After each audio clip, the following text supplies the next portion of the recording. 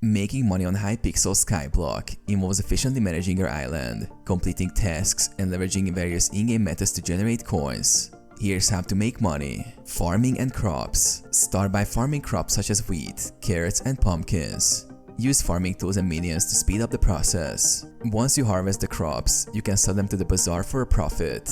Mining and resources. Mine ores such as diamonds, emeralds, and gold, which are valuable resources. Sell these ores at the bazaar or auction house for coins. Additionally, mining in specific areas, like the Dwarven mines, can yield valuable gemstones that sell for high prices. Slayer bosses.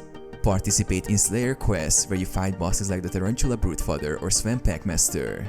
Completing these challenges will reward you with loot that can be sold for high profits. Auction house. Players can bid on or sell rare items, gear, and pets on the auction house. Knowing which items are in demand and flipping them for a profit is a great way to make money. Minions. Set up minions to automatically farm, mine, or collect resources while you're offline.